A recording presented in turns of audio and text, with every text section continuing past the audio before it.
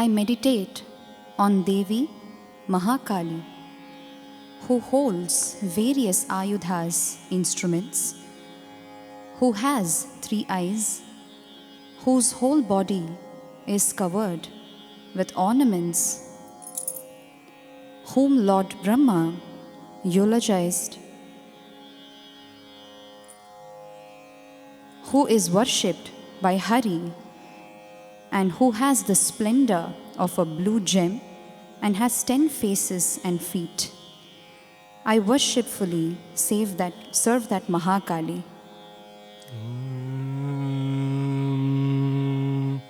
Khadgam chakragadeshu chapa parighan shulam bhushundim shiraha shankham sandadatim karaistrinayanam sarvanga bhushavratam yam hantum madhukaita bhaujalaja bhustustava supte harau Neelashamaduti padadasya dasakam seve mahakalikam.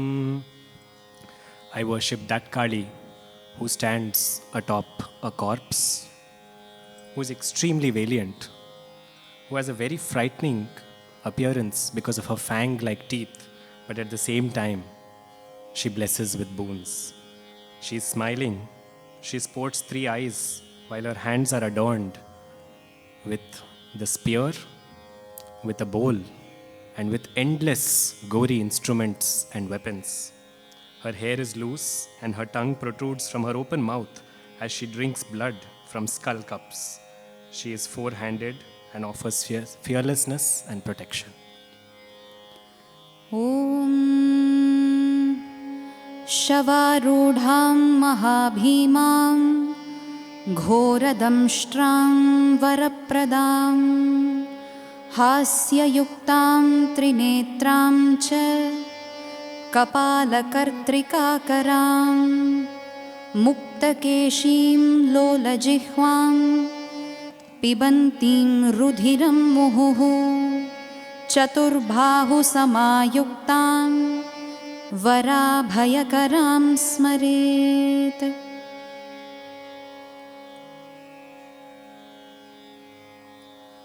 When we look or we think of Kali, there is so much around her, there is so much of her mysteriousness, so much of fear, so much of Tatwam also.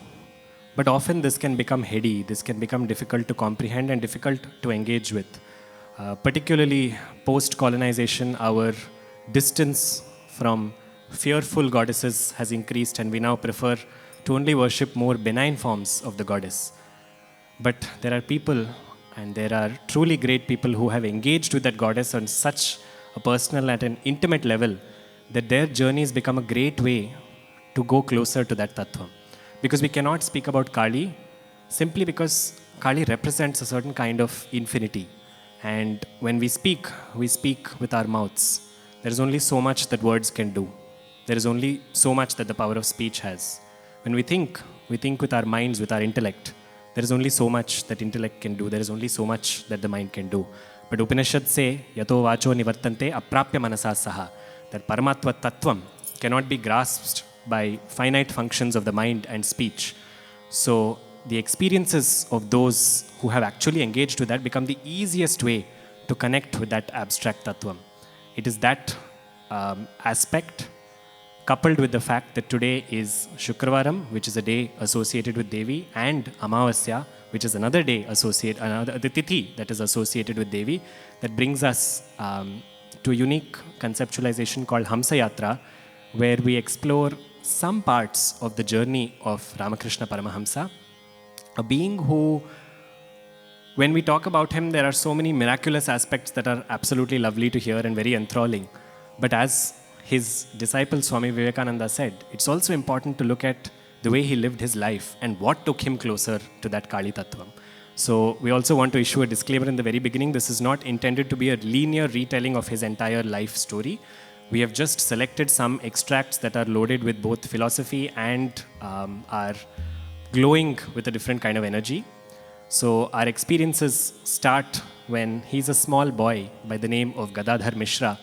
And when he's a child, at that point no one knew him as Ramakrishna Paramahamsa, When he was a child, he himself records this incident much later to his students. And he says it was probably the months of summer between Jeshtha and Ashada when he was walking home one day from the fields. And he was taking a little puffed rice with him. Puffed rice is what Belpuri is made of. And he had that in a small leaf container, and he was walking back home in the fields. There was nobody, it was just him. And suddenly when he looked up at the sky above him, it was a clear day, it was a bright day, it was mid-afternoon, but all of a sudden he saw a very dark cloud there, and he just stood staring at this dark cloud. He himself tells his student that as he kept staring, when he looked over there, after some time, from the cloud, he saw a very clear U, which was just a ray of lining of silver light emerging from that dark cloud. He didn't make any sense of this at that point, but he knew one thing, he froze. And he did not freeze for a minute or for 2 minutes, he froze for hours over there. It was later when the villagers of his village saw him frozen that they took him home and they had to bring him back into normal experience. You take an episode like this, if this looks like it's a standalone episode, there are countless ones that dot his journey. When some pilgrims had visited the town where he was growing up, they decided that they were going to a temple of Vishalakshi, which was close by. He also accompanied them, all as a boy of 7 or 8. And when he accompanied them, as soon as he entered the temple of Vishalakshi, this is not in Kashi, this was close to his hometown. When he accompanied them, as soon as he entered the temple, when he looked at the goddess, he could not speak. He just froze over there. The people who were with him were yogis, and they knew a certain rahasyam, that is, when somebody enters a state of samadhi, whatever is causing that samadhi, whatever name of Paramatma is causing that samadhi, if it is a name that is causing it, repeating that name into the ears of that person brings them back here. This is a bit of a philosophical idea. We will expand it later if we have time. But they whispered the name Vishalakshi, Vishalakshi into his ears, and eventually he gained his consciousness back. Many, many years later, he told his students that when I heard this name, for reasons I could not understand, for absolutely no comprehension on my part, tears would just swell up in my eyes and my hair would stand on its end. This aspect is what is beautiful about Ramakrishna Paramahamsa. That there is no reason, this text says this. His was not a life of research papers where he was quoting from different books. His was a life of experience. And that experience is something where, as he himself said, just the name of Paramatma brought him endless joy. What took us that long to describe took someone else just one sentence to say, Hoyalu meera nadanu galgu sarasuni sada kanula chuchuchunu pulaka sharirulai ananda payodhi nimagnulai mudambunanu yashamu galavaru yendaro mahanubhavulu. Pulaka sharirulai, those whose hair stands on its end for no reason, just when they hear the name of Paramatma, such beings are truly blessed. And we thought it was an appropriate way to also begin this conceptualization, because through this yatra, it was not alone the journey of Ramakrishna Paramahamsa, but several other beings that we will come across. ಹೊಯಲು ಮೀರ ನಟನು ಗಲ್ಗು ಸರಸುನಿ ಸದಾ ಕನುದ ಜೋ ಚುಚುನು ಪುಲಕ ಶರೀರುಲೈ ಆನಂದ ಪಯೋಧಿ ನಿಮನುಲೈ ಮುದಂಬುನನು ಯಶಮುಗಲವ ಎಂದರೋ ಮಹಾನುಭಾವುಲು ಅಂದರಿ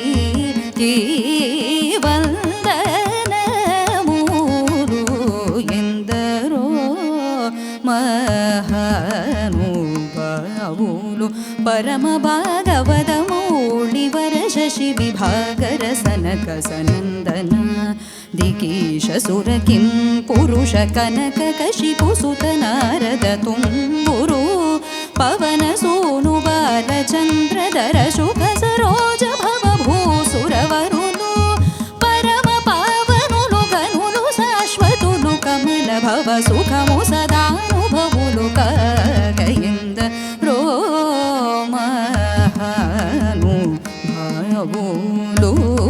ಅಂದರಿಗೆ ವಂದನಮೂಲು ಎಂದರೋ ಮಹಾನುಭಾವುಲು.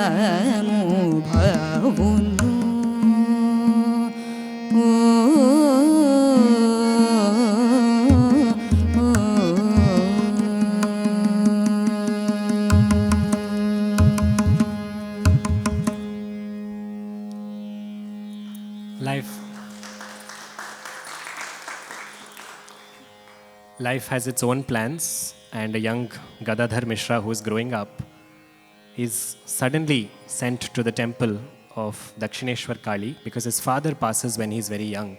So he is sent under the care of his brother Ram Kumar, who was then appointed in this temple of Dakshineshwar Kali. A moment also to pause and reflect on the temple itself. While Kolkata and East India is particularly famous for its Aradhana of Kali, the temple of Dakshineshwar is very recent in history as opposed to even Kali Ghat, which has a mention in Shakti Puranas.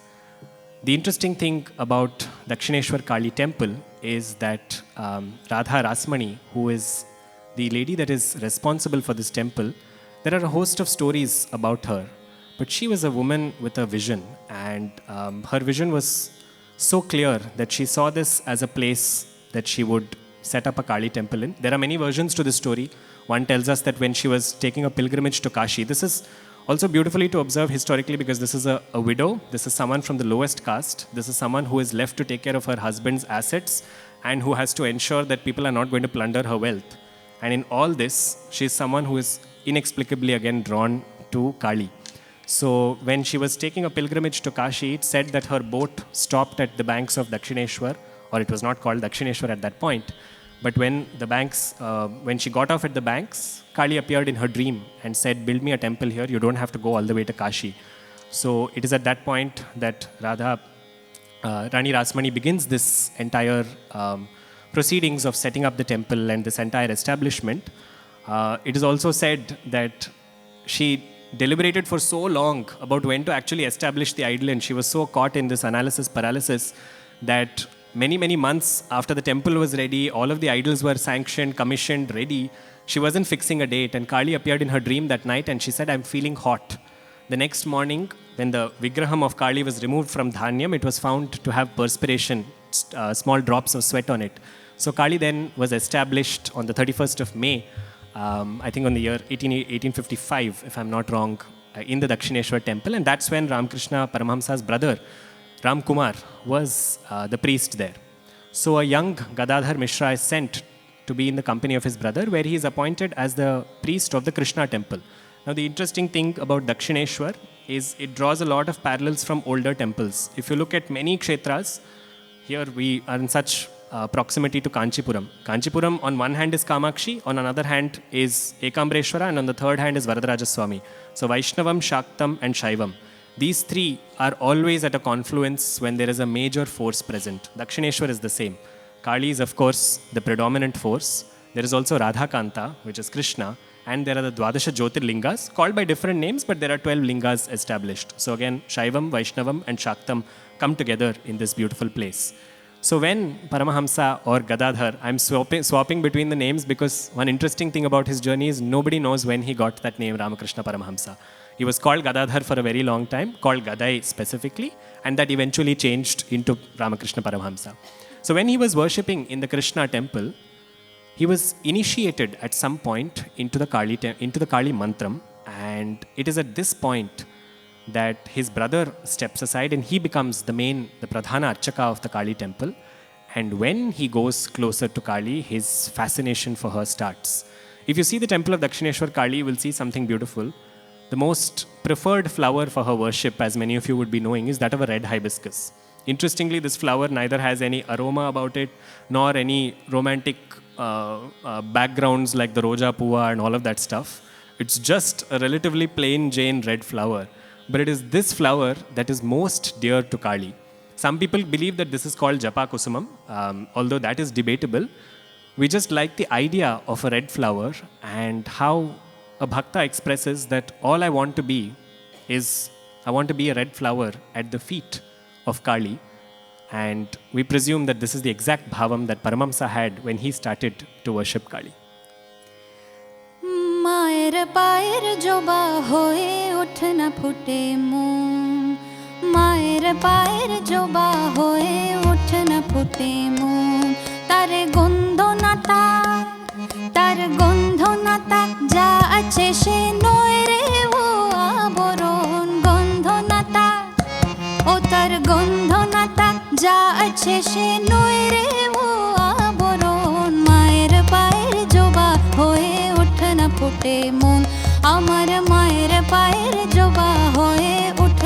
ফুটে মন, জানি জয় মালতি হায় কত গন্ধ যে ছড়ায়, জানি জয় মালতি হায় কত গন্ধ যে ছড়ায়, তবু ঘরের ফেলে পরের কাছে নিজেরে বিলায়, তবু ঘরের ফেলে পরের কাছে নিজেরে বিলায়। তোর মতো যে নেই কো তাদের মায় বলো আলোপন, তোর মতো যে অমন, তোর মতো যে নাই কো তাদের মায়ে আলোপন, মায়ের পায়ের জবা হয়ে উঠে না ফুটে মন, আমার মায়ের পায়ের জবা হয়ে উঠে না ফুটে মন।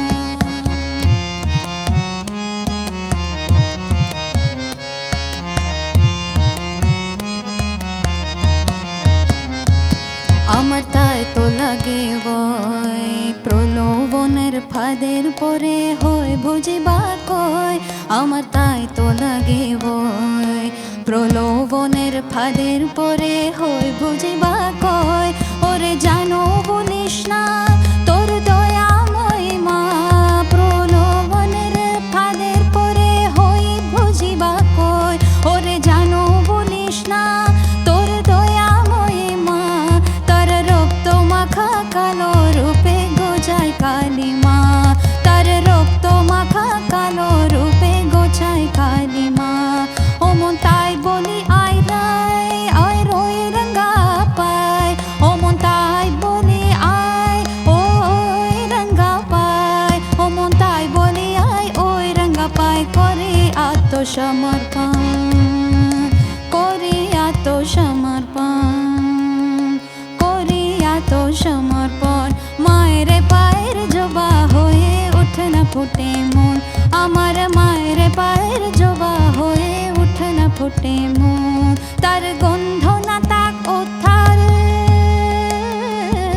তার গন্ধ না তাক যা আছে সে নয় রে ও আবরণ, গন্ধ না তাক ও মন, গন্ধ না তাক যা আছে সে নয় রে ও আবরণ, মায়ের পায়ের জবা হয়ে ওঠে না ফুটে মন, আমার মায়ের পায়ের জবা হয়ে ওঠে না ফুটে মন, আমার মায়ের পায়ের জবা হয়ে ওঠে না ফুটে মন।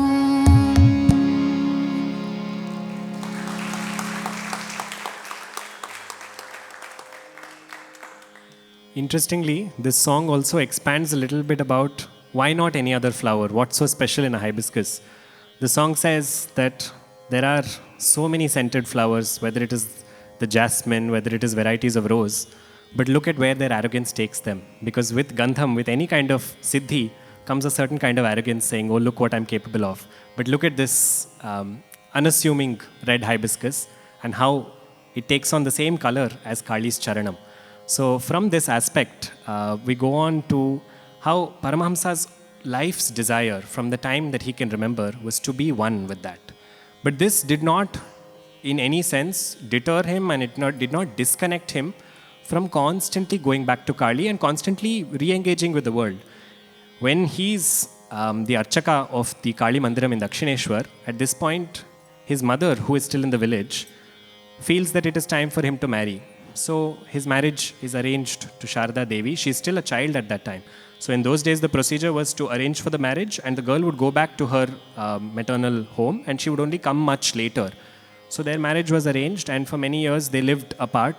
And many years later, when she was of age and she wanted to visit, her father decided that he would bring her and he would shift to Dakshineshwar. On the way, she is said to have gotten a fever, and they had to halt. And when they did halt one night at a camp, her fever was so high that her father was contemplating taking her back and not bringing her. It is at that point that somebody came to them, presumably a doctor from a neighboring village, and she said, I'll treat her. I know what is happening. I will treat her. Sharda Devi, somebody who is very shy herself, many years later talks about this incident and says that in that state of delirium which happens with a fever, when she was half awake and half asleep, she was talking to that lady who was treating her, and she asked her, where are you from? And she said, I'm from a very small town close by called Dakshineshwar. And she said, why have you come here? And why are you treating me? She said, I'm treating you because I want you to go and meet your husband soon. Your father told me that you're going to go there soon. It is at this point that the lady puts her hand on Sharda Devi's forehead, and Sharda Devi says that was the most blissful experience she ever experienced in her life. Paramahamsa and she have a conversation about this later, and this dark lady who helps Sharda Devi is none other than Kali herself. And she says at some point to Sharda Devi that I have been with you for a very, very long time, but it is now that you are seeing me. So this is a beautiful conversation that starts to happen with the divine, the interplay where it's not just about miracles happening, but it's also about knowing when to recognize the divine's presence in our own lives. யாதுமாகி நின்றாய் காளி, எங்கும் நீ நிறைந்தாய், எங்கும் நீ நிறைந்தாய், தீது நன்மையெல்லாம் காணி தெய்வலீலையன்றோ, தெய்வலீலையன்றோ,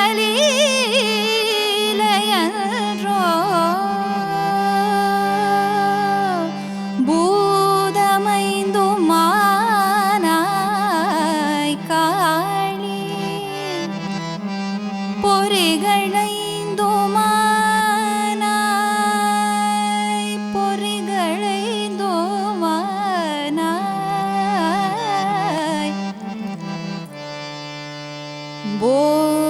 போதமாகி போதமாகி போதமாகி நின்றாய்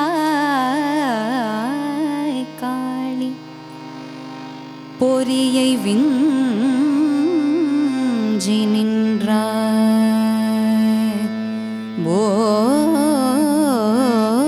போதமாகி நின்றாய் காளி, பொறியை விஞ்சி நின்றாய்,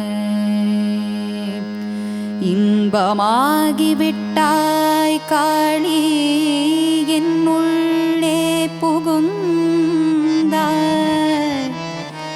பின்பு நின்னையல்லால் காளி, பிரிது நானும் உண்டோ, நின்னையல்லால்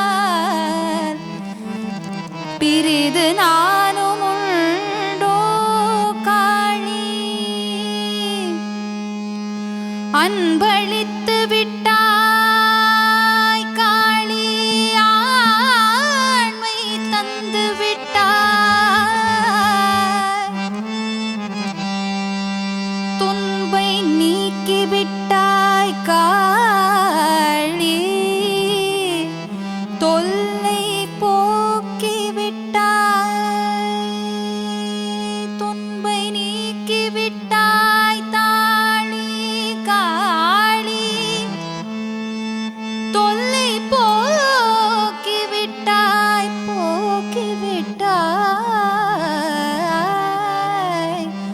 தொல்லை போக்கி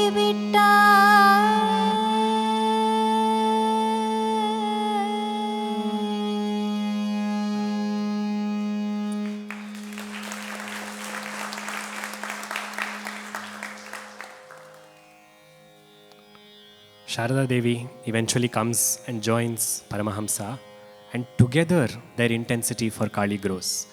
And it's also interesting to note this, right? He is now the Pradhana Archaka, the main priest of the Kali temple. So what is the intensity? He is seeing her for most part of the day. So what is the intensity? The intensity is not to see the idol. The intensity is to experience her. So this also ties up very beautifully into this concept of Chittasya Shuddhaye Karma. Why do we do karma? What is the point of ritualism? Paramahamsa talks about this later. He says, empty ritualism is never recommended. But ritualism has the potential of taking one closer simply because Chittasya Shuddhaye Karma. It clears the Chittam, and then it takes one closer to the idea of experiencing Bhagavat Anubhavam. So Paramahamsa would worship through the day, and at night he would leave. He would leave the temple complex. And if you go to Dakshineshwar till today, you will see that outside of the temple complex, there are a lot of sacred groves. There are a lot of covered trees and a lot of that, I would say, greenery that is not touched too much. The reason for this is when the site was bought for the temple, a lot of this site was a burial ground. That's why it remained unbought for a very long time. As per Agama texts, a burial ground is an ideal place for a temple of Kali. That also is a hint. There is a mantra rahasyam hint for those of you who grasped it here about Smashana Kali, which is one particular form of Kali. So Paramahamsa would go into these secluded places and he would go and sit the entire night in Samadhi. His nephew, that is his brother's son, once followed him to observe what is he doing. And he noticed something very blasphemous. He saw Paramahamsa going and seating himself under a tree one night, and he immediately removed his punal. He placed it next to him, and he sat the entire night. In the morning, he put his punal back on, came to the temple, and his nephew confronted him, saying, "How can you do this? How can you take off your punal and then say that you're sitting in meditation? What kind of meditation is that?" Paramahamsa answers him very beautifully, and he said, "There are 8 kinds of chains that hold us back. This punal is one kind of that, or one of those chains." For those of you who are interested, by the way, the 8 chains are the chains of hatred, the chain of shame, the chain of our lineage, the pride of good conduct, the chain of fear, the chain of secretiveness, the chain of caste, and finally, the chain of grief. He said, all of these things will hold me back. If I sit in meditation thinking that I am a Brahmana doing upasana, arrogance comes for me. Where in the case of the Divine Mother, there is absolutely no arrogance. So with this, every night he would go, he would sit in meditation, he would experience almost a flicker of Kali's light, and he would come back and realize, oh my goodness, how am I going to survive these remaining 23 and a half hours without that experience? So this led to that absolute longing for Kali, and that longing is shared by another bhakta who said the same thing to his mother in just a different language. Sarasija bhava harihara nuta solalideni Amba sarasija bhava harihara nuta solalideni Padapankajamula sthiramani sthiramani sthiramani nammidini Padapankajamula sthiramani nammiti sthiramani nammidini Padapankajamula sthiramani nammiti nammiti nammidini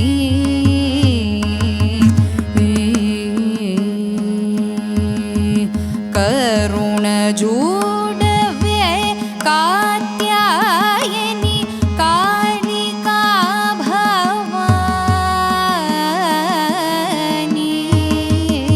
Karuna judave katyayani kalika bhavani Parameshwari sundareshurani balamba madhuravani mayamma anide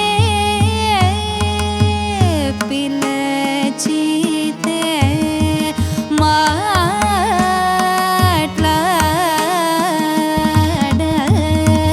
radha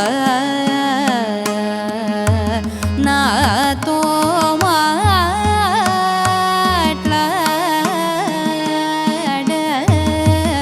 radha amba mayamma anine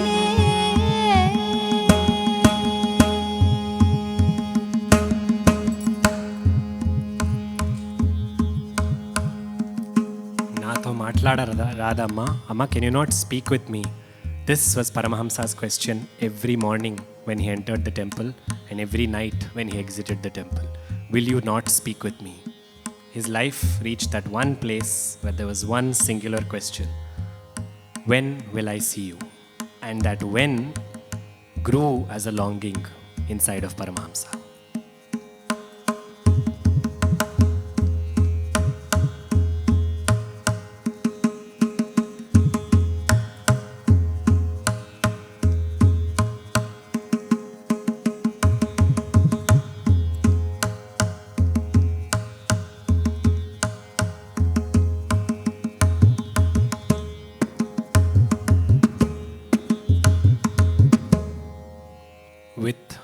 Longing started to come doubt, because for such a long time he kept saying, I want to see you, I want to see you. You are known as somebody who appears when you are called out to, but in my case you are not coming. So that leads me to think, do you really exist, or are you a fragment of my imagination?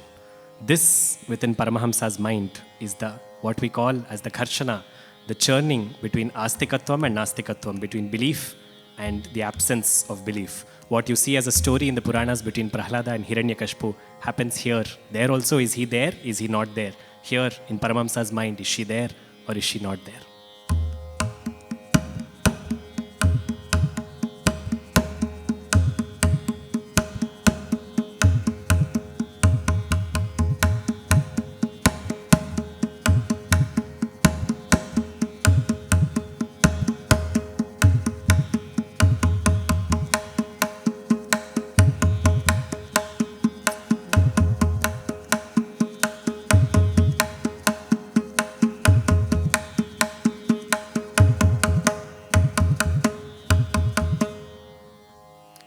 Absolutely exhausted, absolutely confused and disappointed, Paramahamsa comes to the conclusion that if she is not going to appear, then there is no point to any of this anymore.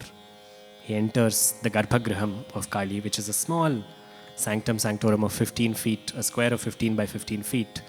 There, in the center, is Kali standing atop Shiva, the Vigraham of Kali standing atop Shiva.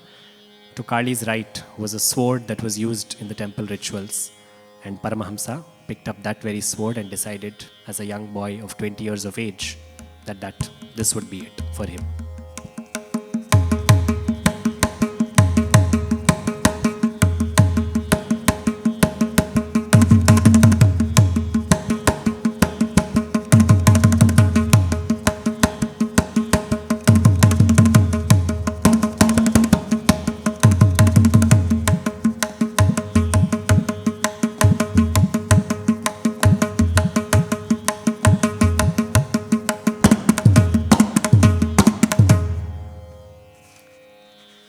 With a confidence like none before, he held the sword, but with a confidence that he could not recognize, the sword was pulled out of his hands and it fell to the floor. And where the sword stood, where the 15 feet square stood, where a Vigraham stood, now stood pure beaming light of consciousness. And from there, a voice spoke to Paramahamsa. Cheti भवन निखिल केटी कदम भवन वाटी शुनाकी पटली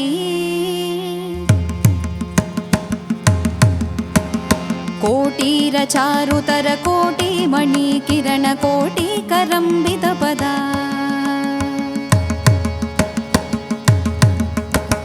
पाटी रगंधि कुच शाटी कवित्व परिपाटी मघाधिप सुता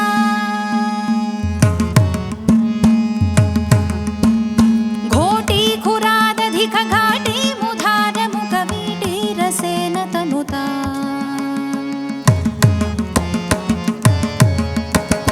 आळी भिराप्त तनुराळी लसत्क्रिय कपोली शुकेलति भवा न्याळी न कुल्यसित चूळी भरा चरण धूळी लसन्मुनिगणा आळी भृत श्रवसिताळी दनन् वहति याळी कशोभिति नका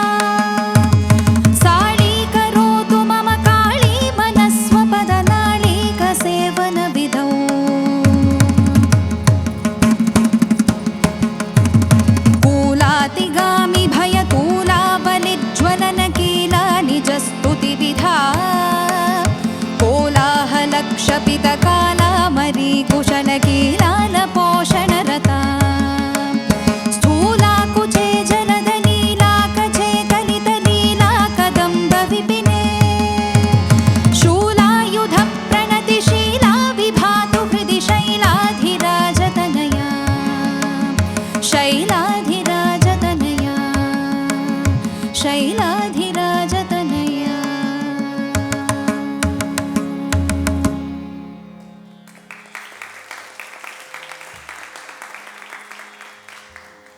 The very first darshanam that Paramahamsa had of Kali was on this day. And when you look at that form that he looked at, this is where Kali Tatwam begins. Kali Tatwam is a very abstract concept to catch a hold of. But Paramahamsa was somebody who did not fear it. And from this day onwards, you can see a marked difference in terms of the way he engaged with the world. Because there is a saying about Mahatmas, Balon Matta Pishachavat, that they behave either like children, Balas, or Unmatta. They behave like people who are crazy, or Pishachas, they behave like spirits. And from here on, the way Paramahamsa looked at Kali, the way sometimes he would take the Naivedyam that was meant for Kali and he would feed it to a cat that was walking past. Because he said, I saw my Kali over here. Sometimes he would go to pluck flowers for her worship and he would come back with an empty tray and the other priests would ask him what happened. And he would say, look, when I was plucking the hibiscus flowers from the bush, I saw Kali there seated on the bush, so I realized my Archana is already over, I don't need to do it. Now, this is not escapism. I cannot say Paramahamsa did this, so I can do the same thing. But in this case, he reached that state of understanding and experiencing Kali at such intimate quarters. And when you look at that form, Paramahamsa himself talks about this form to his students and he said, there is nothing to fear in this form. Because if you look at this form, on the right-hand side, Kali holds the Varada and the Abhaya Hastam, where she blesses and she gives boons. And it is on the left-hand side that she holds the sickle and she holds the munda, the head. So he says, on the right-hand side, she is Shishta Rakshana, she protects. And on the left-hand side, she is Dushta Shikshana, she teaches a lesson. Both coupled together are my Kali. He says that human beings effectively are arrogant about two things. We are arrogant about the way that we think. We are arrogant about the way that we do. Thinking is largely done by this part of the body. Doing is represented by the hands. So he says, my mother takes all that arrogance and she says, I'll wear it as a mala. And I'll wear it as a mala that has no pendant. Because then you will not know how many such heads you have taken, how many such heads you are proud of. All those heads come into my mala. And the hands that you are so proud of for doing all that work, those hands become my very skirt. So this is Kali Tatwam. If you look just as a glimpse, the idea of time is a very relative concept. Even in the Indian understanding of it, you either take Surya, you take Sauramanam, Chandramanam, or Barhaspatyamanam. Time is relative to the sun, to the moon, to something that we fixate. It is different between here and 20 kilometers south. I don't even have to explain. Come Ekadashi and 3 communities are perpetually confused. Is it today, tomorrow, day after, or day after? So time is a very, very relative concept that constantly exists.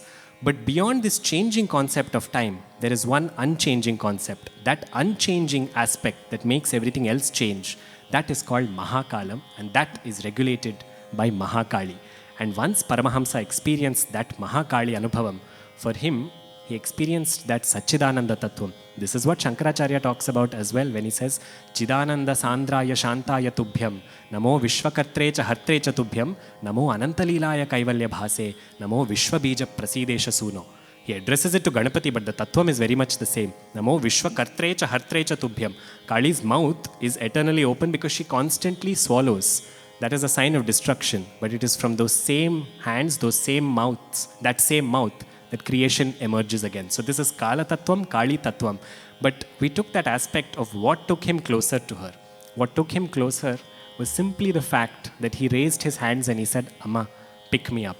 This is very beautifully depicted in the composition that we chose after this to present to you, which says, Na papamu pogotti, nannelu kotalli, O mother, pick me up, Shri Parvati Shankari. And we leave you to figure out the rest of the composition. Na papamu pogotti nannelu kodalli, na papamu pogotti nannelu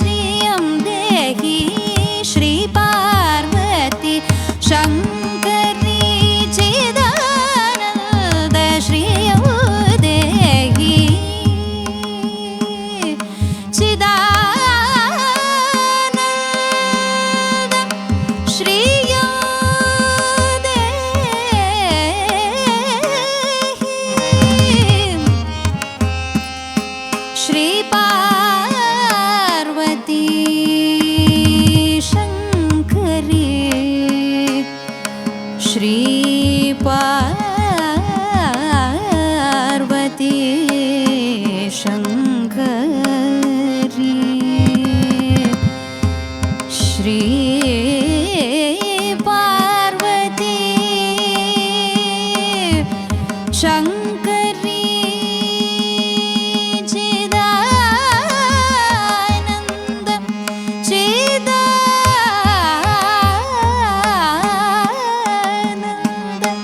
Chidananda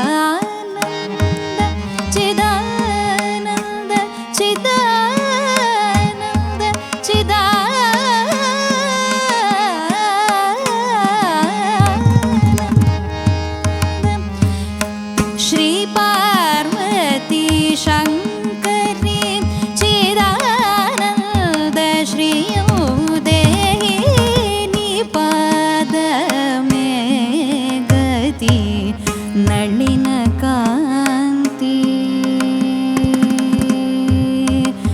Nipadame Gati Nalina Kanti.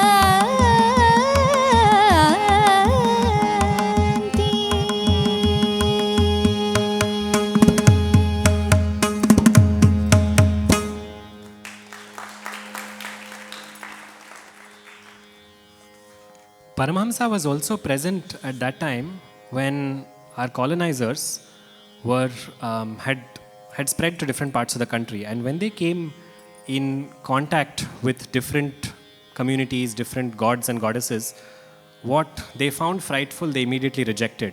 And Kali therefore got branded as a bloodthirsty goddess. And then it's rather interesting to note that instead of being able to have the Shastra Jnanam and the Anubhavam to respond properly, we, as a larger cultural ethos of India, we responded saying, no, Kali is not bloodthirsty, and Kali's tongue sticking out actually is an accident. And then there's this concocted story about how Kali is so bloodthirsty that finally it is Shiva who has to lay in her way, and a very embarrassed Kali places her foot and then says, oops. Now, if you look at a story like this, from pure Tattvic point of view, it just takes away Kali Tattva. Kali is not an embarrassed wife, and if she was embarrassed, she won't freeze in that position, she'll get off. And if you look at Kali who stands atop Shiva, who you can see in the Dakshineshwar Kali Mandir, she's not very hesitantly putting one foot on him, she's putting both feet on him. One is on his Hridayam, the other is on his thigh. That is not the only form of Devi that puts her is standing or is seated atop Parameshwara. Her parallel is found at the temple of Kanchipuram, where Kamakshi is seated atop Sadashiva. Sadashiva Paryanka Nilayam, Adi Shankaracharya said. So there also she is seated on top of him, here she is standing on top of him. The symbolism of this is simply that she is the creative and the dissolutive Shakti of Parameshwara. He gets the name Kameshwara because she is that Kama Shakti that emerges from him. He gets the name Mahakaleshwara because she is that Kala Shakti. To show that they are inseparable, she emerges from him. The open mouth of Kali can simply be expressed in 3 words, Kalo Jagat Bhakshakaha. The only function or the constant function of time is to just keep eating.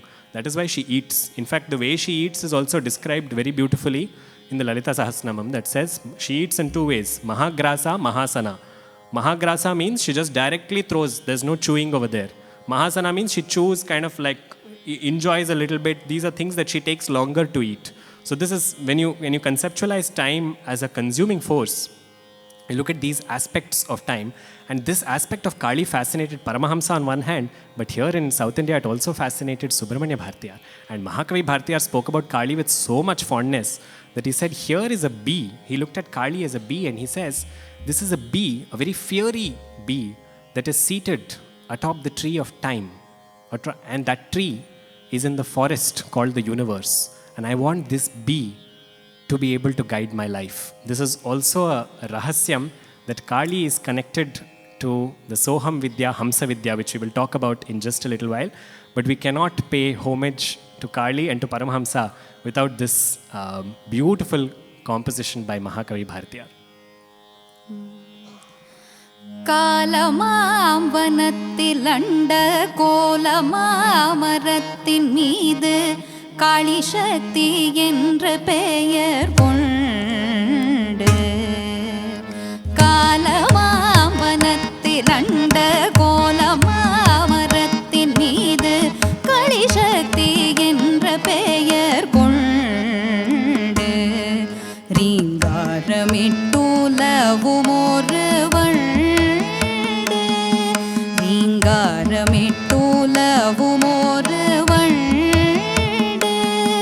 தழல் காலும் வீழி நீல வண்ண மூதகத்து வாக்களென்னும் கால்கள் ஆருடையதென கண்டு. தழல் காலும் வீழி நீல வண்ண மூதகத்து வாக்களென்னும் கால்கள் ஆருடையதென கண்டு. மறை காணும்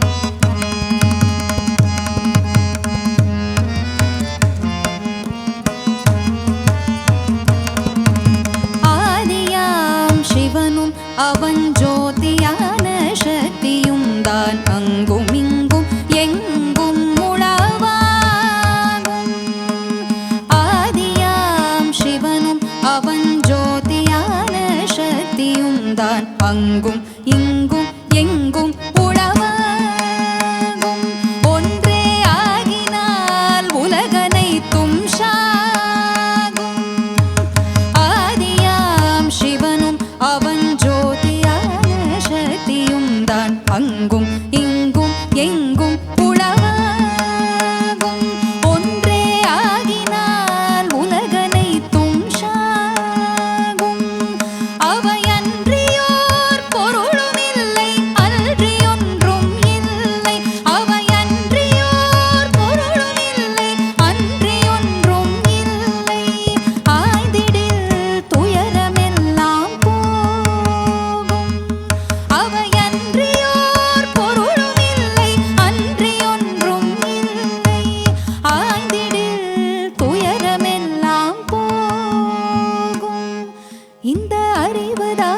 அறிவதான் பரமஞானமாகும்.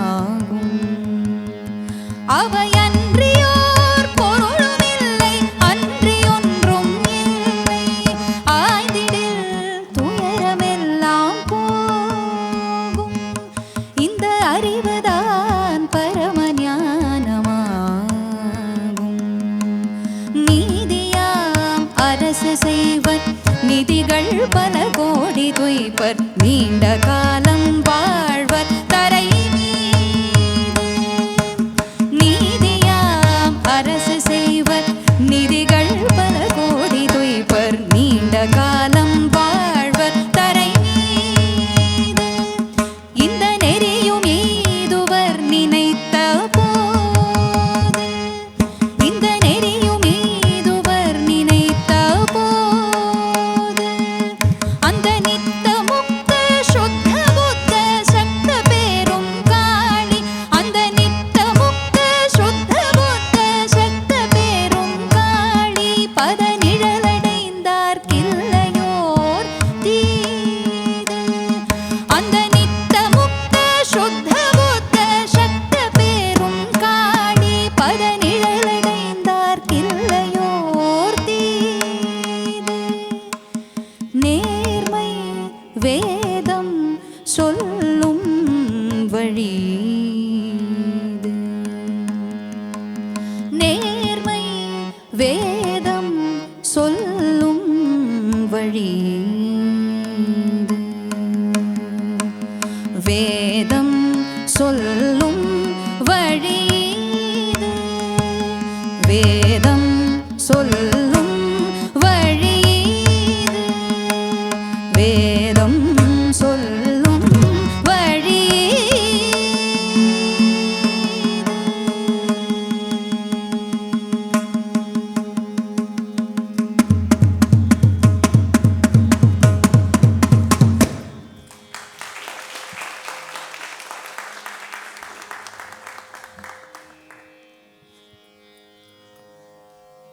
When Paramahamsa saw Kali, now it was no longer a rare sighting, because now she would come, they would talk, they would spend so much of time together, and their interactions were very, very beautiful, but at the same time, they could not be comprehended by ordinary people who would watch this. So many people assumed Paramahamsa to be mentally unstable in that time, and this is also so because Paramahamsa had a larger view of the world. At some point, one day when he was feeding Kali, and he was not placing Naivedyam, and it was not a ritual for him, it was very much an actual act that was happening. At that point, he was distracted one day when he was feeding her Naivedyam. So his hand was waving, and he was not putting it into her mouth. So she caught hold of it and put it into her own mouth, and she said, "Where is your mind today?" He said, "Nothing, I was just thinking, today a Christian devotee came to see me." She said, "Okay, so what are you thinking about?" He said, "Nothing, I was thinking that a Christian devotee came to see me, and I know so much about you, and by your grace," Paramahamsa was not arrogant. He said, "By your grace, I know so much about you. Whatever I know, I told him. But I was just thinking, I don't know anything about his faith." So she said, "I know where this is going. Proceed." He said, "Nothing. I want to experience Christ." She said, "Experience Christ? Then who's stopping you?" And he said, "You're okay with it?" She said, "Yeah, why do I have a problem?" He said, "I'm the Pradhana Archaka of your temple. Is it okay if I go and experience Christ?" She said, "I have absolutely no hesitation."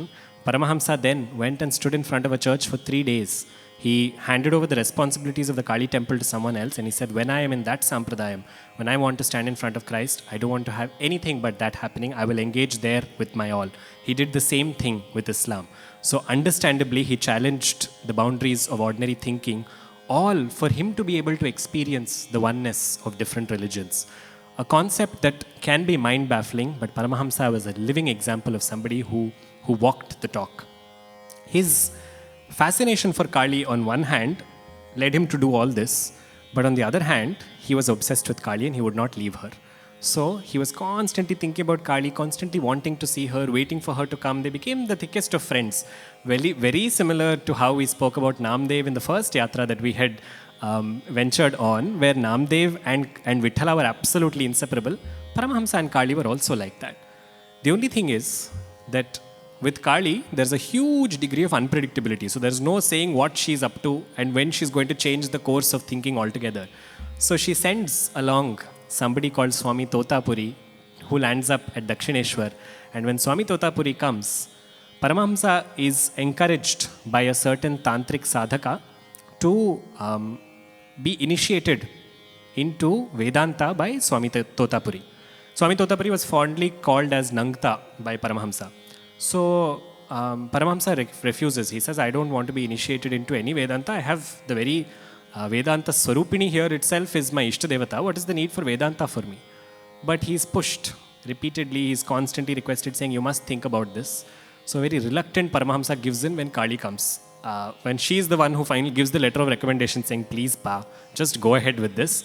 Finally, Paramahamsa agrees. Just look at the kind of connect that a Bhakta and Bhagavan share, that Bhagavan has to request a Bhakta. And finally, when Paramahamsa is requested and he goes to Totapuri Swami, Totapuri Swami initiates him. Totapuri had come to Dakshineshwar looking for Ramakrishna Paramahamsa. He came after 40 years of his own journey. At the end of 40 years, he experienced a certain bliss of samadhi. He wanted Paramahamsa to experience that. So he seats himself in front of Paramahamsa and he tells him that I will initiate you into a mantram. I want you to go beyond form. I want you to focus on your prana as it rises from your Mooladhara Chakram, and I want you to merge it from your Agnya Chakram into the Sahasrara Chakram. So he says, I want you to just see light. So Paramahamsa closes his eyes and he can feel the rising of the pranam. But at some point, instead of pranam or instead of just that light, he sees Kali. And Totapuri is seated physically in front of him. Paramahamsa's eyes are closed. He's in some sort of bhava samadhi. As soon as he sees Kali, Paramahamsa's entire body language changes. He becomes complacent, he becomes happy, he becomes joyous. So Totapuri brings him out of that and he says, what happened? He says, look, I was doing the meditation as you asked me to, but the second I came here, I saw Kali and I didn't want to proceed anymore. He says, okay, even if you see Kali, go beyond that. So he tries again. Same thing. Kali emerges. He doesn't want to do anything else. The third time, Totapuri tells him, this time, if you see Kali, I don't want you to just ask her to move or I don't want you to just go past. I want you to cut her. So in your bhava samadhi, I will not use the words imagination. Samadhi or bhava samadhi is not imagination. So in this non-physical plane, when Kali appears, take a sword and cut her. This bothered Paramahamsa. He said, I cannot do it. But Totapuri was insistent, and now Totapuri is the guru and Paramahamsa is the shishya. So there is an order that has to be followed, an adesham that has to be followed. When this happens and he's seeing Kali in front of him, on one hand the joy of seeing Kali, and on the other hand the sheer uneasiness of having to cut her, and he says, I couldn't do it. He comes out of that and he says, I can't do it. So Totapuri is not one to give up either. He says, okay, I have been watching you and I know when Kali appears. And when Kali appears this time, I will cut her. So you just focus on what you are doing. Keep focusing on raising the pranam from the Agnya Chakram till the Sahasrara Chakram. When she appears, I know what I have to do. Paramahamsa left it to the hands of his now guru. And when Kali appeared again, Totapuri Swami immediately sensed the change in Ramakrishna Paramahamsa's body language. And he just took a small glass piece that he has. One version tells us this. And he placed it on Swami's Agnya Chakram. The form of Kali was cut. As soon as that form was cut, Paramahamsa experienced, he says this himself later, saying it was such a wave of bliss that comes from the Sahasrara Chakram all the way, drenching his entire body in that absolute bliss. The Lalita Sahasranamam talks about the same bliss that talks about from Sahasradala Padmastha, Sarvavarnopashobhita, with all the aksharams, everything glowing there at this sthanam. Paramahamsa experienced that bliss. That bliss is exactly what Shankaracharya also spoke about, where the movement or the identifying that saguna with form and nirguna without form are just two expressions of the same divinity. Experiencing that and realizing that there is no difference between the two, Paramahamsa experienced that beautiful state. And we also invite you to experience or get a slight whiff of what that might have been for him.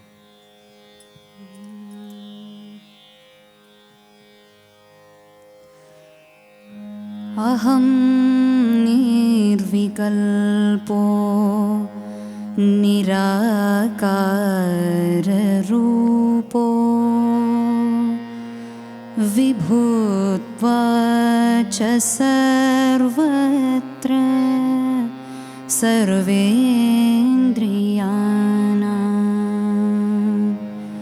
न च संगतं न मुक्तिं न माया चिदानन्दरूपः शिवोऽहं शिवोऽहं चिदानन्दरूपः शिवोऽहं शिवोऽहम्.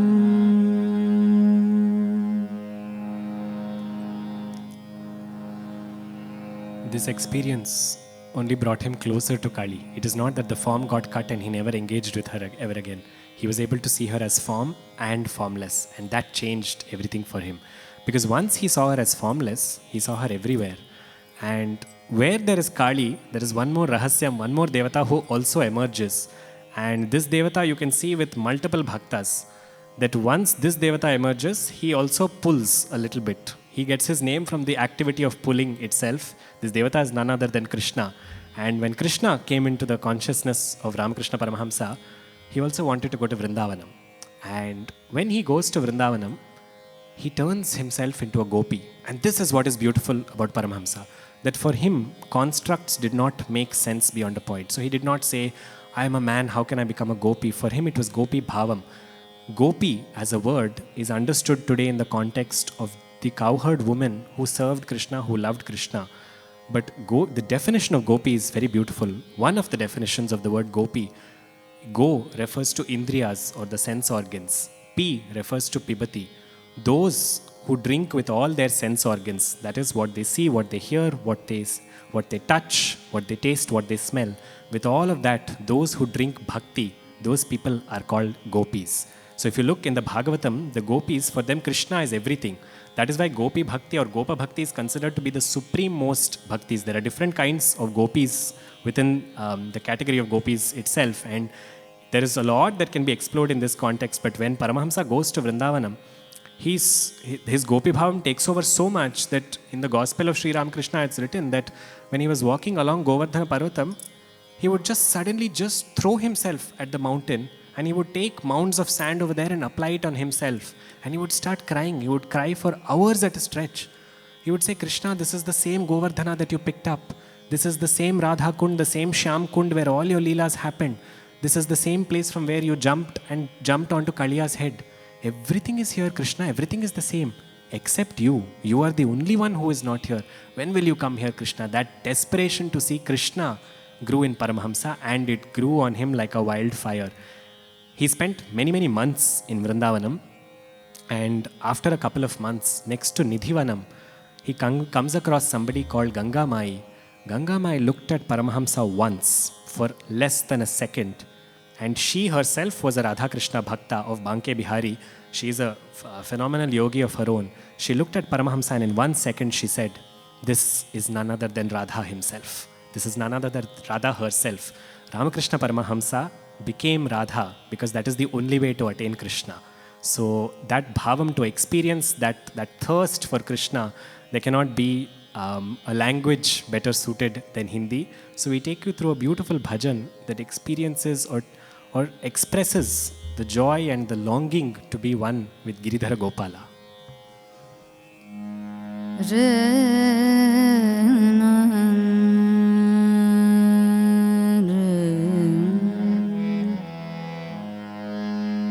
भज हो रे मन श्री नंद नंदन भज हो रे मन श्री नंद नंदन अभय चरण अरविंद रे भज हो रे मन श्री नंद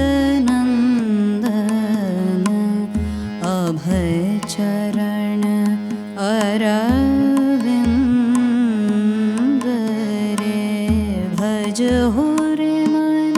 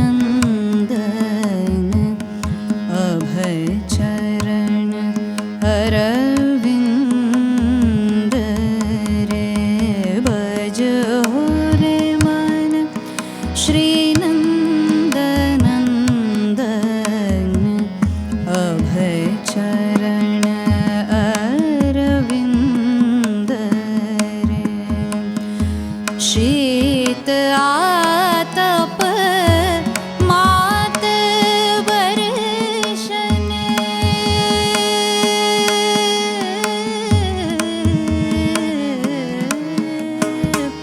शीत आतप मात बरसन, शीत आतप मात बरसन, ये दिन यामन जागर, ये दिन यामन जागर, भज हो रे मन श्री नंदनंदन, अभय चरण अरविंद रे, भज हो रे मन श्री नंदनंदन, अभय चरण अरविंद रे। हरे कृष्णा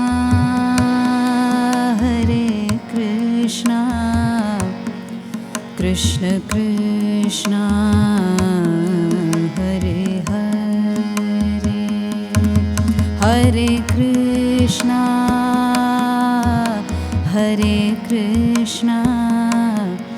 कृष्ण कृष्णा हरे हरे, हरे कृष्णा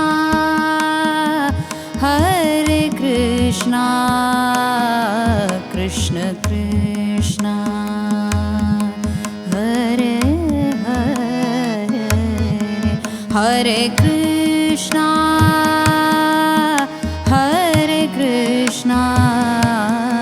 कृष्ण कृष्णा हरे हरे, हरे कृष्णा कृष्ण कृष्णा हरे हरे, हरे Krishna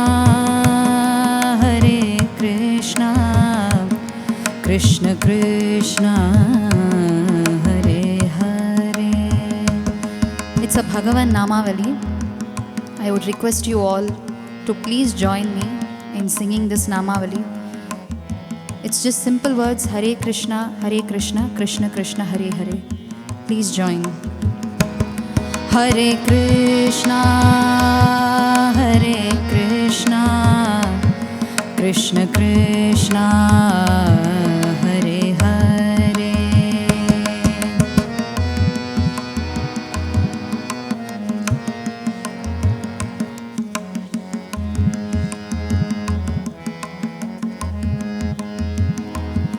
Hare Krishna, Krishna Krishna, Hare Hare.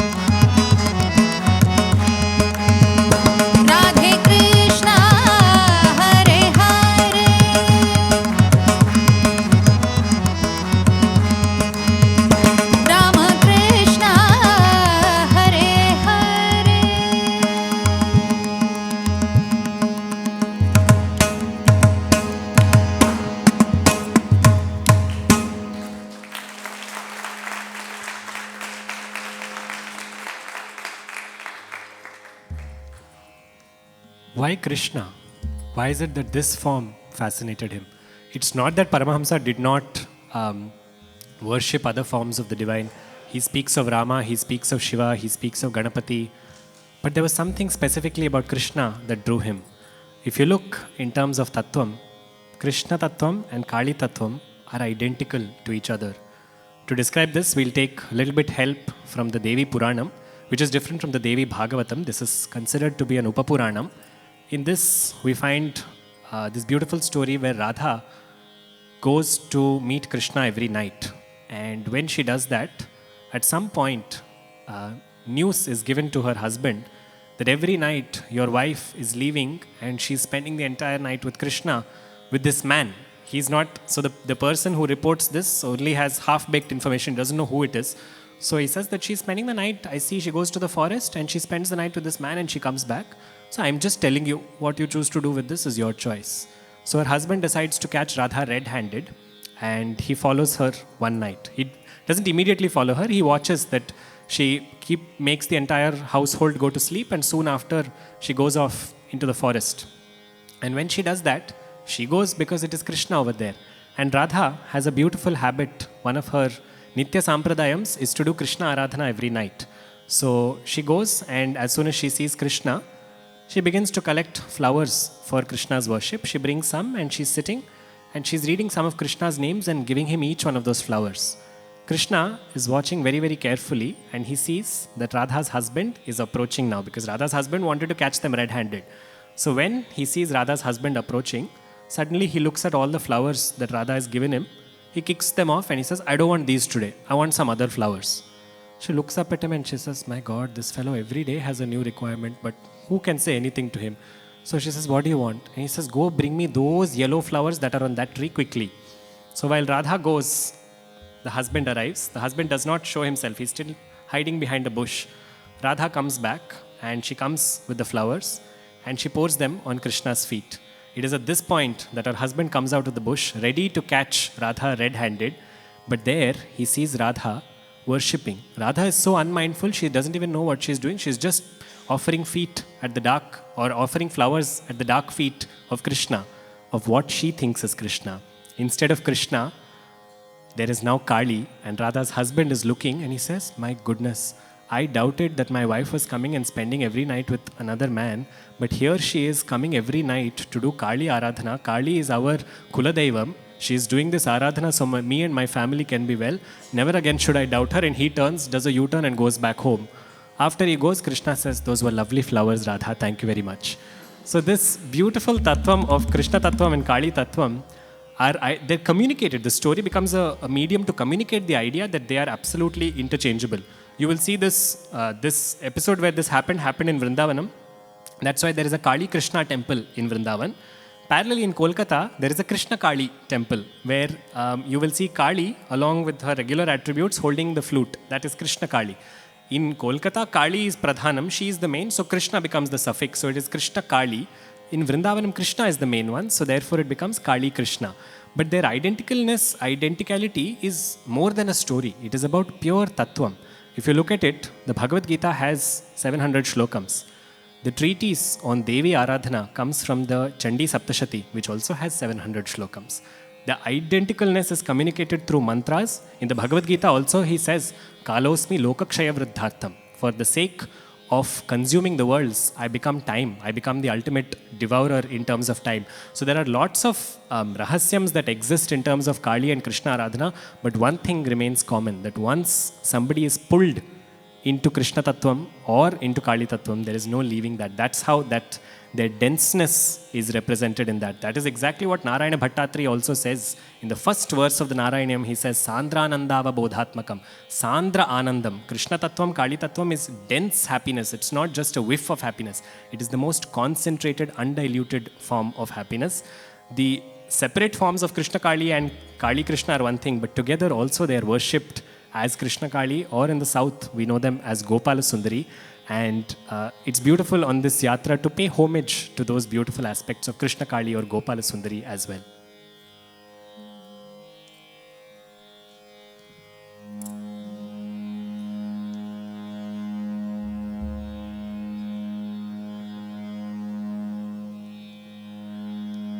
when we look from Krishna Kali also, the one aspect that leaves somebody confused is, what did Paramahamsa want to seek?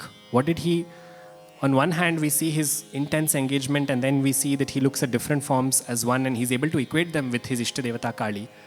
But on the other hand, we see him traveling across doing Kshetra Yatras. One of his students asks him this, saying, what is the need for Kshetra Yatras? You can stay here, you are in Dakshineshwar, which itself is a Mahakshetram.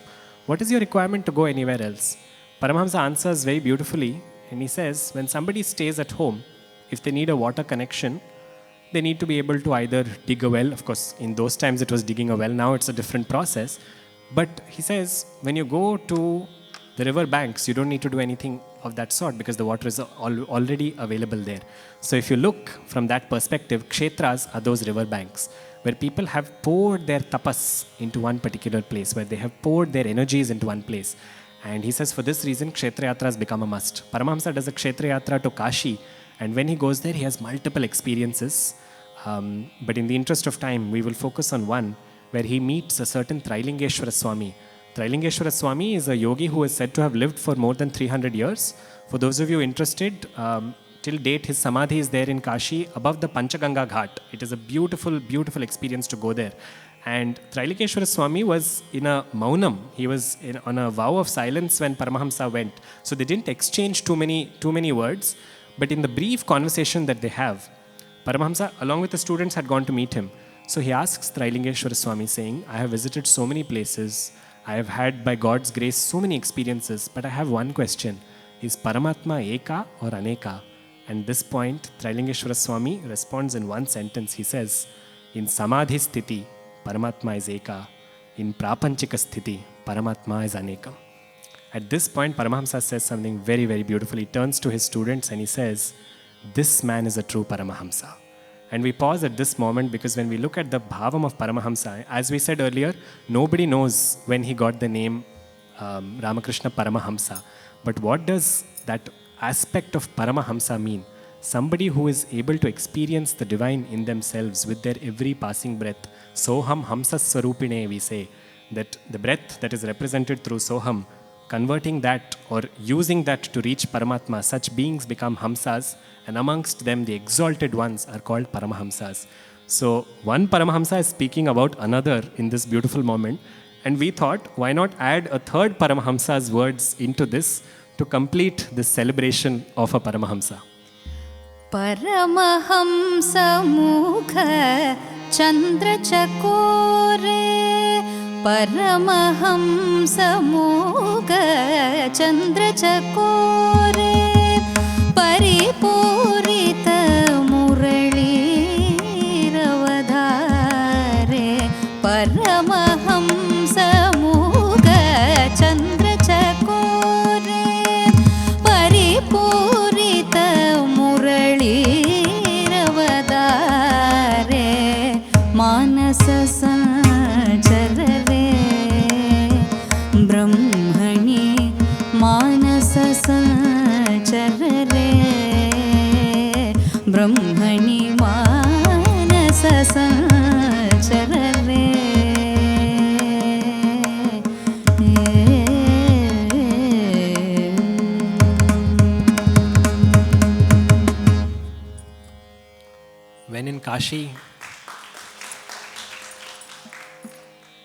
When in Kashi, Paramahamsa experienced that bliss of seeing Manikarnika Ghat, and he was on a boat when he saw something that he burst into tears immediately. Another beautiful aspect of Paramahamsa is whenever he experienced something, he did not shy away from sharing that experience. He did not shy away from also expressing how he felt at that point.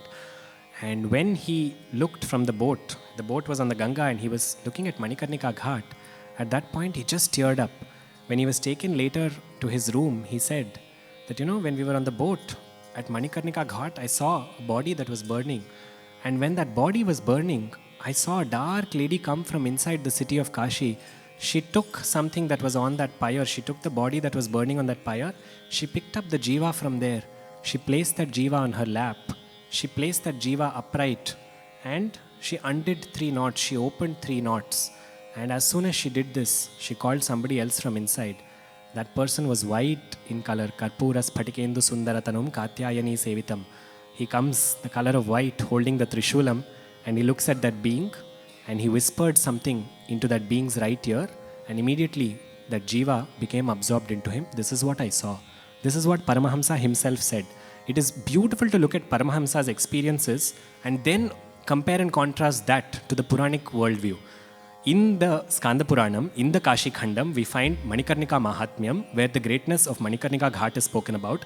Over there, we find that those who die on Manikarnika Ghat, it is said that Parvati, Kashi Vishalakshi or Kali, same Tatwam, Kali comes, picks them up and opens the three granthas. The three granthas are Brahma Granthi Vibedini, Vishnu Granthi Vibedini, and finally Rudra Granthi Vibedini.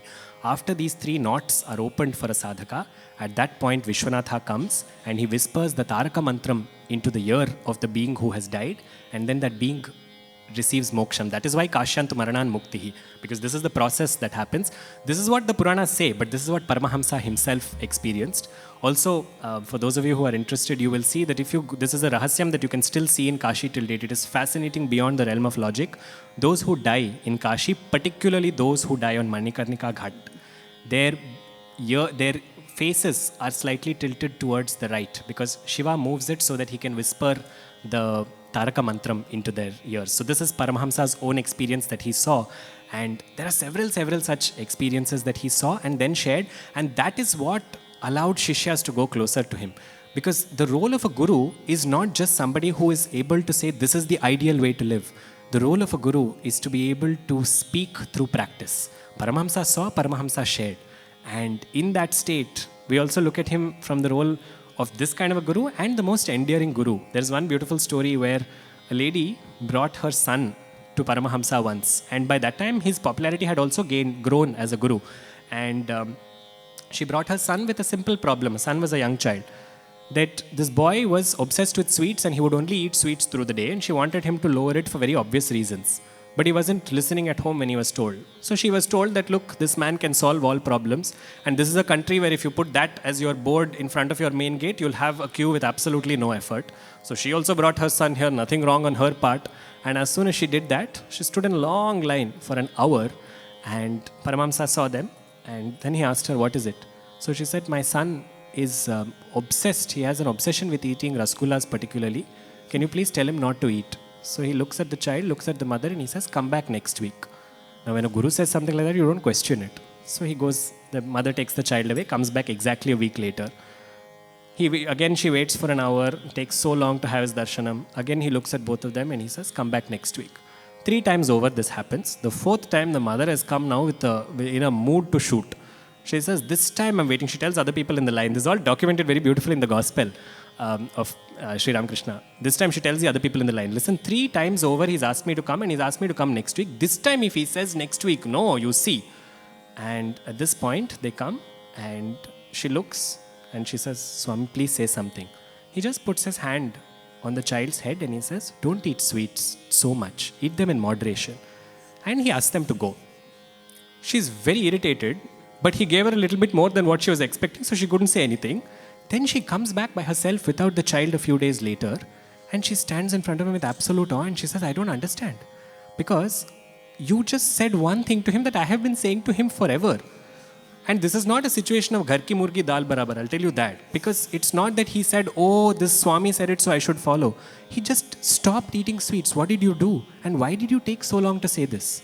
Paramahamsa looked at her very endearingly and he said, the first time you came to me and you asked me to tell your son this, I realized, how can I tell your son this? I myself was obsessed with eating sweets. It took me 3 weeks to control my own obsession. As soon as I controlled my obsession, I immediately blessed your son with the same power, and it took him this much time. So look at a guru's grace. On one hand, there is so much of endearingness in this, but Paramahamsa never spoke what he did not practice. He said, if I have to be able to say this, I have to be able to do it himself. He said, once I said it, what is there? The power of a guru's words are immediate. So this is the power of a guru. There are, of course, this is a very surface levels to be able to just scratch on what Guru Mahima can do even for the most basic of askings. Then imagine those who came with Tattva Vicharana, imagine those who came seeking Paramanandam. So we thought that while we are in the realm of Paramahamsa as a Guru, we should pay homage with another Guru who taught us to see beyond boundaries and constructs. That was Kabir himself. And in Kabir's Upadesham to us, he asks us a question as to, without the Guru's words, who can take away that darkness of samsara that lies within us? भ्रांति की पहाड़ी नदियाँ बीच में, भ्रांति की पहाड़ी नदियाँ बीच में,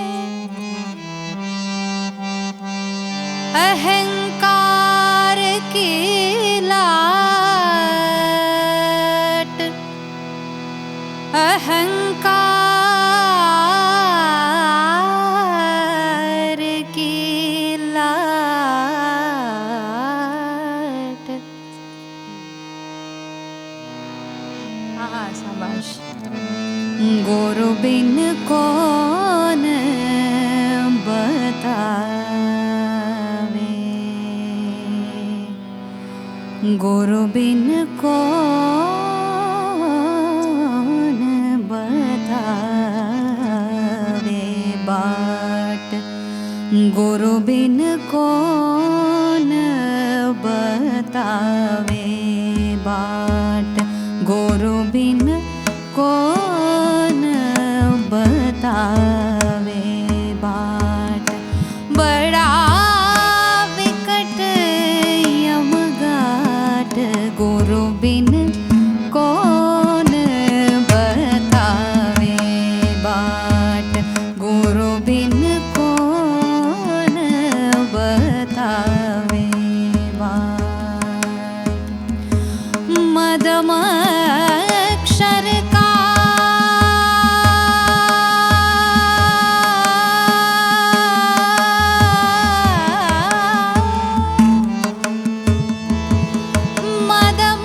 मदमक्षर का मेधा,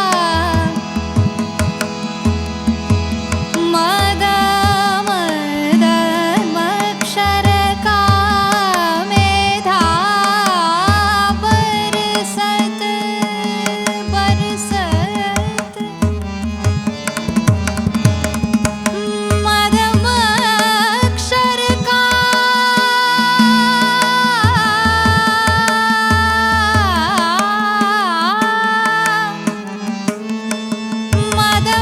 मदमक्षर का मेधा, मेधा मेधा बरसत, मदमक्षर का मेधा बरसत, मदमक्षर का मेधा बरसत। माया पवन बह जाए,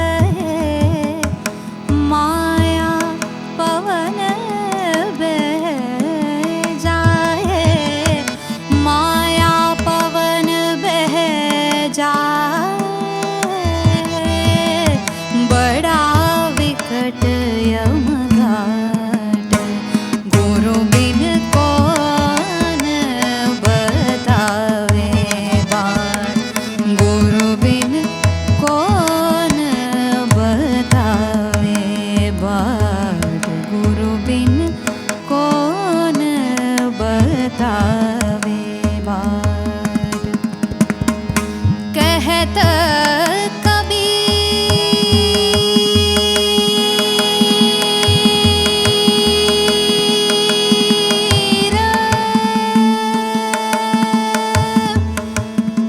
कबीरा कबीर, कहत कबीर, कहत Kabir.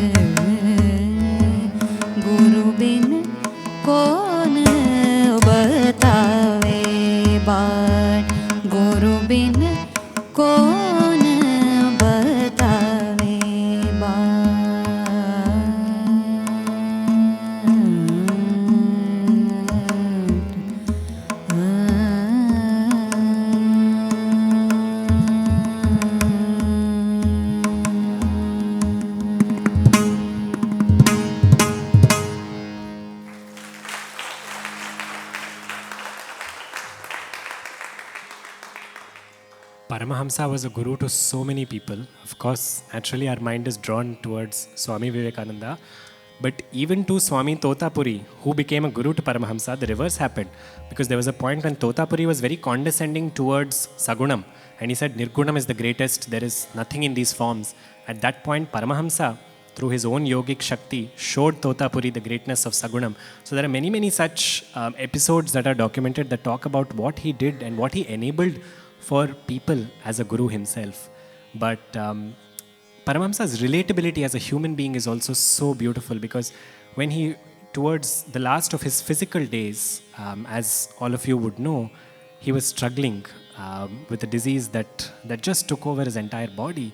And at some point, with some amount of distaste and some amount of unsettlement, he told his students saying, I am such a naive fool, because here people are, by then his fame had spread far and wide, so people would come to him, seek his blessings. And he said, I'm such a naive fool, because now people come and they're exploiting whatever blessings I give. And here I am, that I have taken on other people's diseases and their share of papam. So now the Divine Mother has said enough and she's taking me back to her. So imagine that level of distaste with samsara that he also had to say, that's it, I'm done here. But if we look at the last part, just one extract from the last part of his physical presence, when Paramahamsa was lying down at the very end, I will not say deathbed, because there is no death for such people.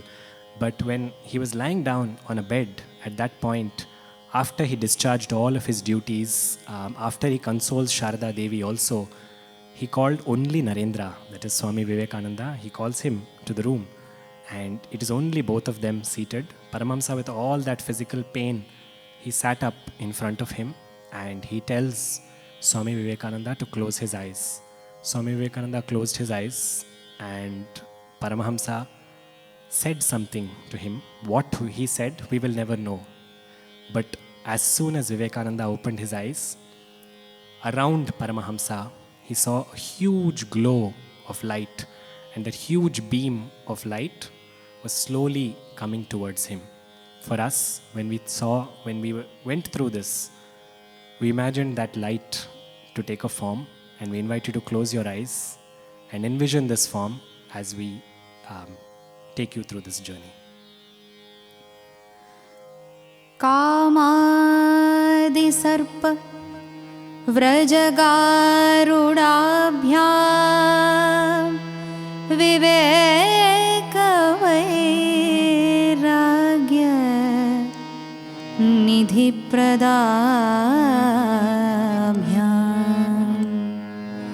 bodha pradabhyam dritamo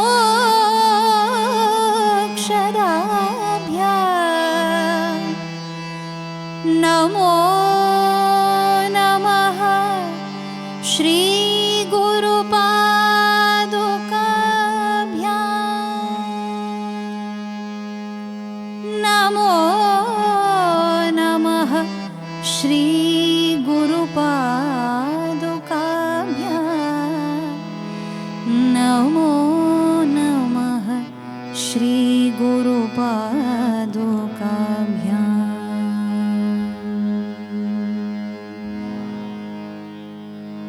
Shavarudham Mahabhimam Ghoradamstram Varapradam Hasyayuktam Trinetram Cha Kapalakatrikakaram Muktakeshim Lolajihvam Pibantim Rudhiram Muhuhu Chaturbhahu Samayuktam Varabhayakaram Smaret.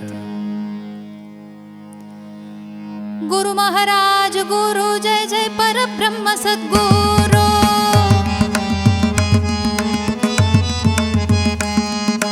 Guru Maharaj Guru Jai Jai Parabrahma Sadguru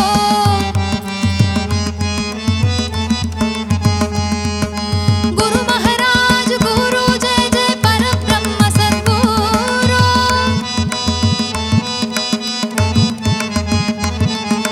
Guru Maharaj Guru Jai Jai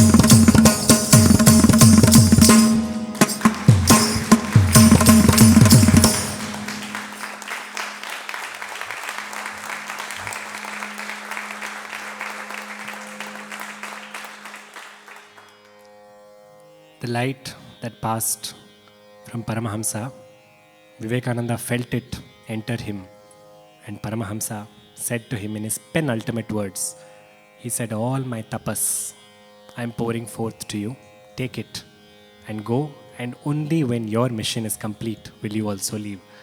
Vivekananda became what he became because of Paramahamsa's blessing. That is Guru Kataksham. But if you look at Vivekananda as a character, his journey is beautiful because his mind constantly has conversations with himself. Despite so many experiences, at the end of the day, the nature of the mind is human. And Vivekananda always carried this question with him, saying, who is Paramahamsa? Who is he truly? And in this moment, even after that light, and he felt that energy surge in him, when Paramahamsa was about to leave his mortal coils, his Mahasamadhi was just nearing, Vivekananda had one question. If, and he says so himself, he says, if this man is truly Paramatma, because Parabrahma Satguru, if Parabrahma himself is this Satguru, my Satguru here, then he will say so now. Ramakrishna Paramahamsa's last words to the world at large, or rather to Vivekananda and therefore to the world at large, were, the one who came as Rama, the one who came as Krishna, that one is standing in front of you, Vivekananda, today as Sri Ramakrishna.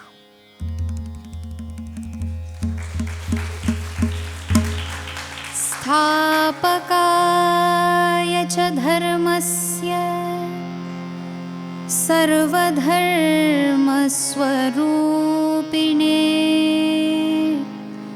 अवतारवरिष्ठाय